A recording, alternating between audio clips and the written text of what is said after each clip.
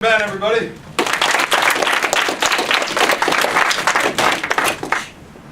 The year was 2012, and the first week of my 5th grade year was coming to an end. I was sitting in class waiting for the bell to ring so I could leave and go home. But my friend pointed out something that I hadn't noticed. I had worn a KU t-shirt for 3 of the 5 days that week. I kind of shrugged it off because most of my closet consisted of KU gear, so it wasn't that, and the possibility was pretty high that could happen. But he brought it to the next level. He bet me that I couldn't wear a KU shirt every day for the next week. So that Monday, I came back with determination. Without fail, I wore a KU shirt every single day. End of the week, he was satisfied, gave me props, and then moved on. However, I was not satisfied. I wanted to keep going, so I went the next week, and then I went the next week, and then I went a whole month, and a month turned into 6 months, 6 months turned into a year, and eventually I found myself on a 5-year-long Kansas shirt-burning streak. I'm Ben Castor, and here's how my experience with Kansas has affected my life. For one, I got the attention of the college. About 9 months into my streak, a friend of my parents emailed the university and told them about what I was doing. They were amazed. They interviewed my 5th grader self and wrote several articles about me, including 3 on their website, 6 on their Facebook page, and even 1 in their magazine. In their interviews, my 5th grade self gave them some enlightening quotes, such as, "Kansas is like the best thing ever." Spoken like a true poet.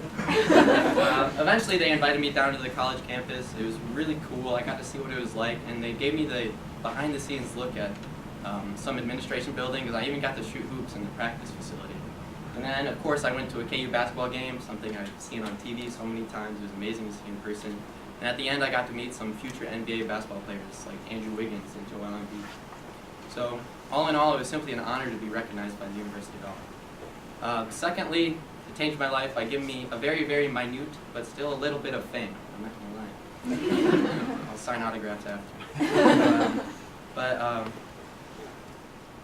Yeah, one of my articles was actually the most viewed thing on their website for a while, and it might still be because I'm just so dang cute.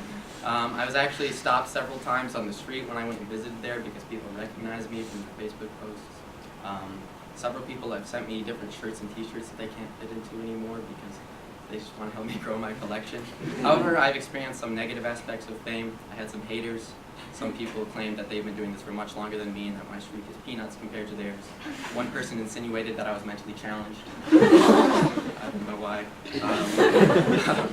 However, the peak of this negativity came when my picture was taken off the internet and used in a scam. A man convinced a woman that he was a soldier stationed in Central America and sent a picture of me and said I was his son. She told him that I had cancer and that he needed money for treatment. So this woman, poor woman, sent him $10,000 to help pay for it. Had her friend not seen my picture and recognized who I was, she might have sent a lot more. So this woman, whose life was now in shambles, she might be good now, I don't know. She called my mom, and she gave her a really creepy message, and so my mom was really scared, but she figured everything out. And my mom got really paranoid after that, but I think it's a fantastic story. All in all, I was doing pretty good. Alright, the third way it affected my life is by helping me stand out. In my 16 years of living in Michigan, I have only met one other KU fan, and I barely talked to him. So this has given me the ability to stand out in my community.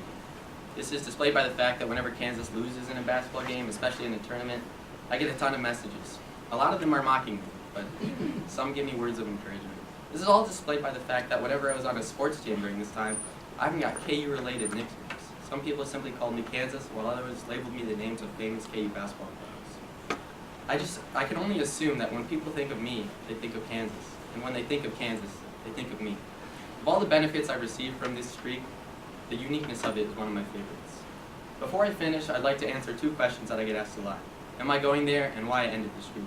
As for why I ended the streak, I'd have to say it's because I have a ton of other really cool shirts that I like to wear.